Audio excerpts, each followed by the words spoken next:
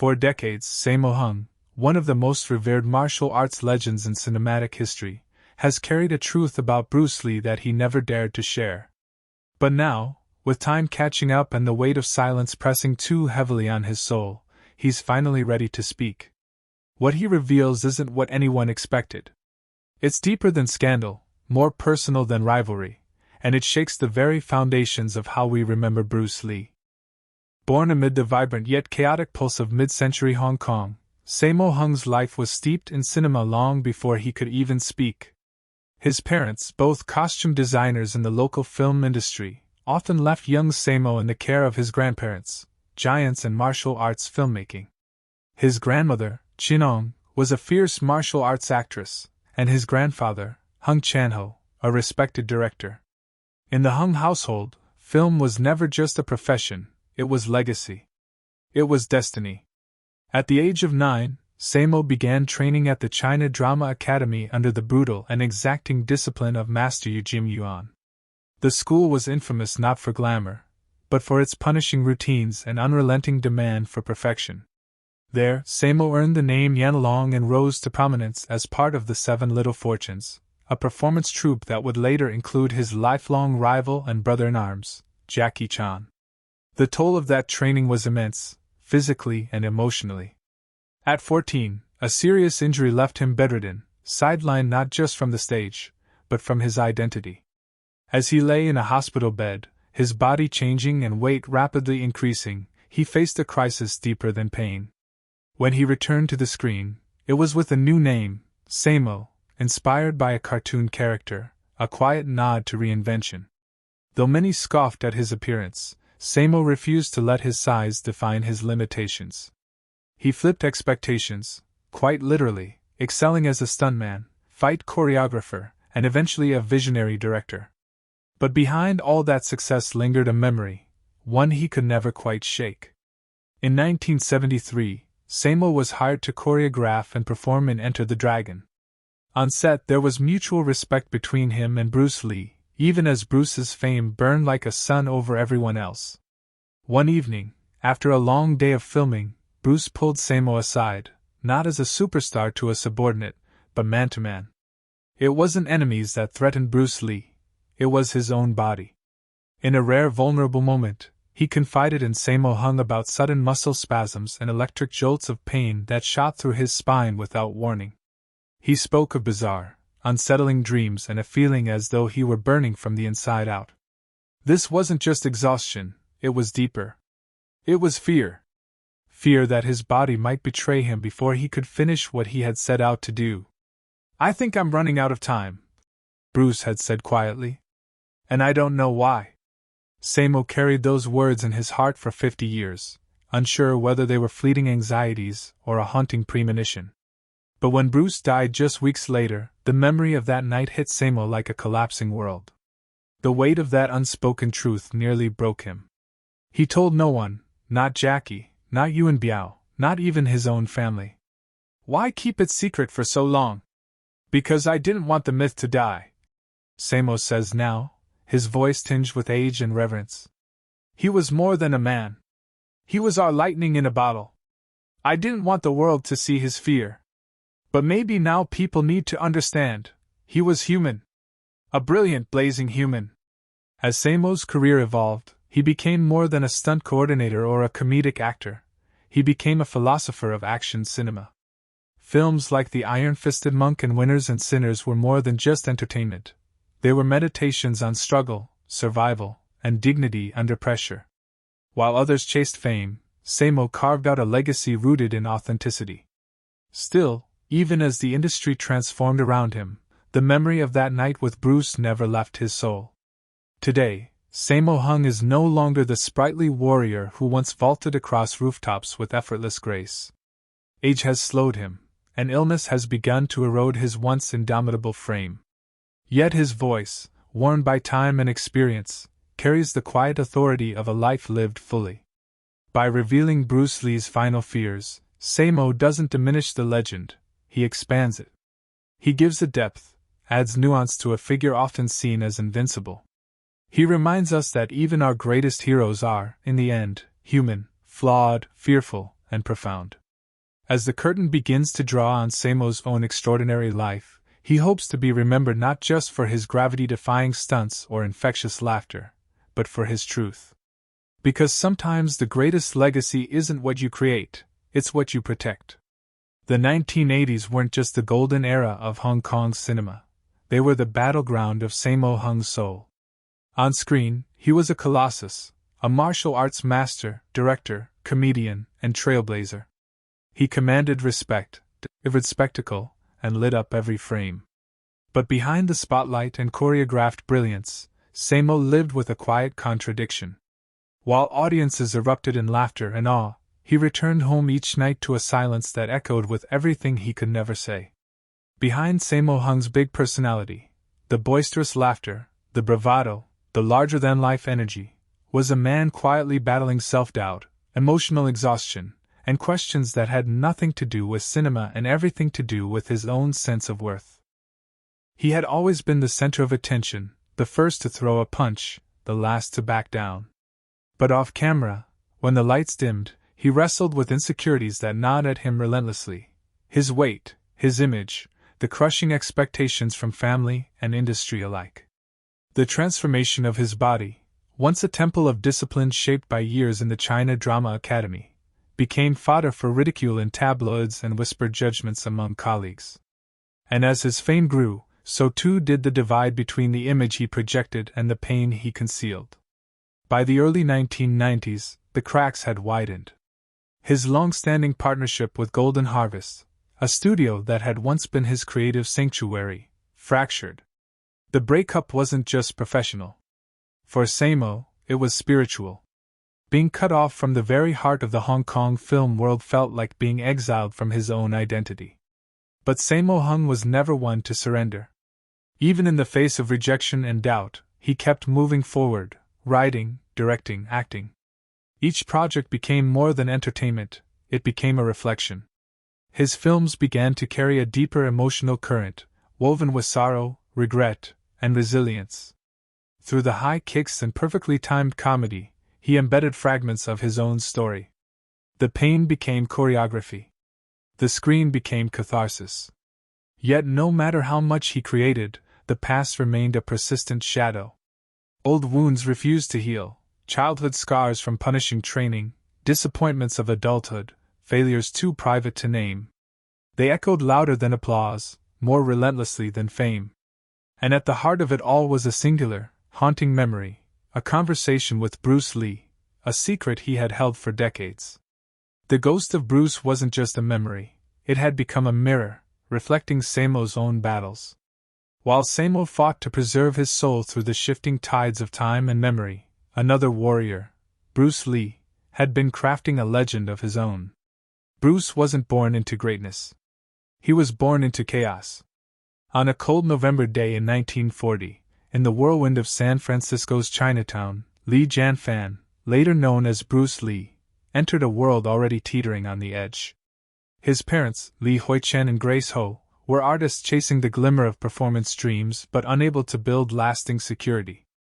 Just 4 months after Bruce's birth, the Li family returned to Hong Kong, unaware that fate had already written the prologue to a life marked by turbulence. In December 1941, the Japanese occupation of Hong Kong began, plunging the city into violence, fear, and scarcity. Bruce's early childhood was not one of toys and innocence. It was shaped by trauma. He witnessed desperation and loss at an age when most children were learning their ABCs. The fragile stability his family once held quickly unraveled under the weight of war. Bruce Lee's mixed heritage, his mother being of both Cantonese and European descent, brought with it a unique combination of privilege and scrutiny. It offered little protection from the sting of social judgment. Bruce grew up caught between two worlds, never fully accepted by either. This tension carved itself into his identity from an early age, weighing heavily on his shoulders. And yet, even as a boy, Bruce carried a kind of fire in his chest, a fierce, uncontainable energy that refused to be boxed in. Thanks to his father's success in Cantonese opera, Bruce was introduced early to the film industry. Before he could even walk, he was appearing in movies like Golden Gate Girl. Audiences knew him as the Little Dragon, but behind the camera, he was restless and misunderstood. School never made sense to him. Teachers found him disruptive, and Bruce found their rules suffocating. He bounced from one classroom to the next, fueled by frustration and anger. What textbooks failed to teach, the streets of Hong Kong provided instead: lessons in survival, pride, fear, and the steep cost of consequences. Concerned by his unruly behavior and violent streak, Bruce's parents sought to channel his energy into martial arts. That decision proved fateful. Bruce wanted to learn Wing Chun, but his mixed race almost barred him from admission. It took the persuasion of a friend, William Chung, to convince the legendary Ip Man to take him on as a student. That moment changed everything. Under Ip Man's tutelage, Bruce found direction. Each bruise, knuckle, and sparring session shaped not just his body but his identity. He wasn't just learning to fight, he was learning who he was. But violence was never far behind. One particularly brutal street fight, this time with the son of a powerful triad member, nearly destroyed him. Bruce beat the boy so badly that police intervention became inevitable. His mother, gripped by fear, signed documents swearing that her son would not cause further trouble. But the message was clear: Bruce had to go. In 1959, at the age of 18, he was sent to America, not as a punishment, but as a lifeline. Alone, broke, and burning with ambition, Bruce stepped off the boat in San Francisco. He eventually settled in Seattle, where he washed dishes in a restaurant and slept above it. There were no film crews, no fame, just long, grueling nights and the aching limbs of survival. To stay afloat, Bruce began teaching martial arts in local parks, at first to friends, then to paying students. It wasn't about money. It was about holding on to something that gave his life purpose. That seed grew into his first martial arts school, the Li Jian Fong Gang Fu Institute. From there, he moved to Oakland, where he partnered with fellow martial artist James Yim Lee. Together, they built a reputation that stretched far beyond their immediate community. Bruce's real breakthrough came at the Long Beach International Karate Championships. It was there that he unleashed his now legendary one-inch punch, shocking audiences with his explosive power, speed, and control. In a single moment, he captivated the martial arts world and changed it forever. In 1964, Bruce Lee faced off against Wong Jack Man, a respected martial artist from San Francisco. The reason? Bruce had drawn controversy for teaching martial arts to non-Chinese students, a breach of tradition that stirred deep resentment in the local Chinese martial arts community. The fight that followed remains one of the most debated bouts in martial arts history. Some say it lasted 3 minutes, others claim it dragged on for 20. As for who won, opinions still clash. But for Bruce, the outcome wasn't the point. What truly shook him was the realization that traditional martial arts, as he had learned them, were limited. They were rigid, bound by ceremony, and unequipped for the fluid chaos of real combat. That moment of clarity became the spark that ignited something revolutionary: Jeet Kune Do. More than a martial art, it was a philosophy. It abandoned rigid forms and outdated doctrines, favoring adaptability, practicality, and directness. Jeet Kune Do wasn't about style, it was about freedom. And Bruce became its prophet, challenging centuries of tradition with a vision built on efficiency and self-expression. From 1966 to 1970, Bruce's fame slowly gained traction in the United States.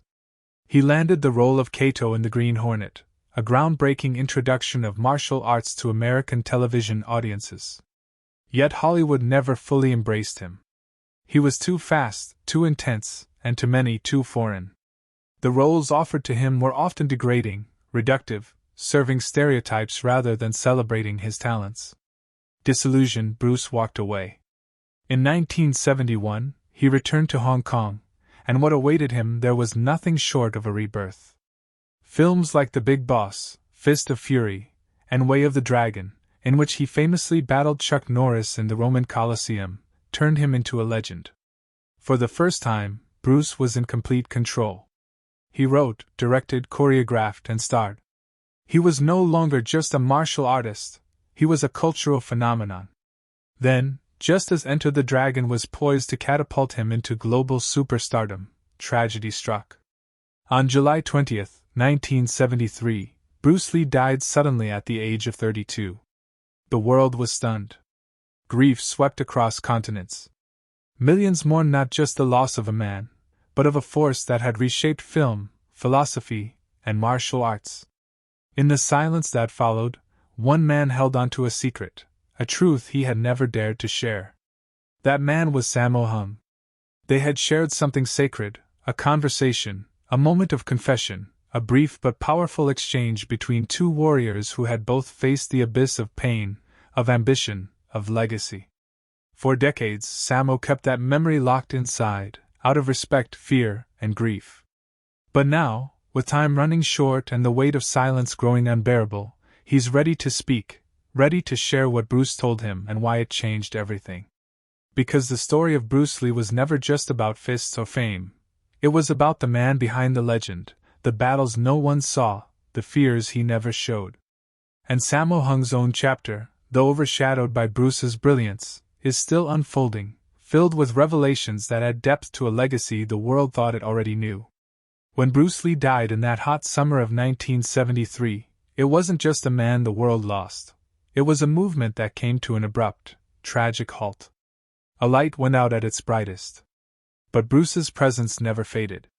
It lingered, charged, electric, in dojos around the world, in the flicker of film reels, in the hearts of those who watched him defy gravity, tradition, and racial boundaries. Bruce Lee had begun filming Game of Death with the intensity and intention of a man crafting his legacy. It wasn't just another film, it was a deeply personal statement, a cinematic thesis that embodied his martial arts philosophy and his vision as a storyteller. Over 100 minutes of original footage had already been shot, each frame raw and dynamic, showcasing breathtaking martial choreography. But more than spectacle, Game of Death was meant to express the essence of Jeet Kune Do, a way of thinking, moving, and living that broke free from traditional constraints. In the film's script, Bruce wasn't merely ascending a pagoda. He was symbolically climbing toward enlightenment and immortality. Floor by floor, each level presented not just a new opponent, but a new ideology to challenge. He cast legendary figures in these roles, most notably NBA icon Kareem Abdul-Jabbar and Master Jihan Jay. Each fight scene was a confrontation with a different martial philosophy, meant to be both physical and philosophical. This film was to be his magnum opus, the purest distillation of everything he believed in. Tragically, Bruce died before he could complete the project. After his death, director Robert Klaus was given the task of finishing Game of Death. What followed became one of the most controversial decisions in film history. Klaus abandoned Bruce's original narrative, constructing an entirely new storyline using stand-in actor Kim Tae-chung and a patchwork of editing tricks, recycled footage, body doubles, and even cardboard cutouts of Bruce. Only about 15 minutes of Bruce's original footage made it into the final cut, which was released in 1978. Fans were stunned, and many were outraged. The film felt hollow, a commercial facsimile that capitalized on Bruce's image while discarding his message. Critics derided it for its exploitation and lack of authenticity. The magic Bruce had once ignited on set was reduced to a pale imitation, his vision buried beneath studio compromise. But the story wasn't over. In the year 2000, nearly 22 years after Bruce's death, something extraordinary happened. Lost footage from the original Game of Death surfaced. For fans around the world, it was like discovering a time capsule, a direct, unfiltered glimpse into the mind of a genius. These raw, unedited scenes revealed Bruce as he had intended to be seen. They rekindled the spark that Game of Death was always meant to ignite, not just action, but insight. Game of Death, however, was not Bruce's only unfinished dream. In 1972, riding high on the success of The Big Boss and Fist of Fury, Bruce began working with director Lo Wei on a project titled Yellow-Faced Tiger. But creative tensions quickly surfaced. Frustrated by lack of control, Bruce abandoned the film. Instead, he chose to write, direct, and star in his own project, Way of the Dragon. That decision would prove monumental. Way of the Dragon went on to feature one of the most iconic fight scenes in cinematic history: Bruce Lee vs. Chuck Norris, battling in the ruins of the Roman Colosseum. It was a moment of myth-making, a scene that not only defined Bruce's career but also forever reshaped how martial arts were portrayed on film. After Bruce Lee's iconic battle with Chuck Norris in the Roman Colosseum scene from Way of the Dragon, there were more stories waiting in the wings. One such project was the Seven Sons of the Jade,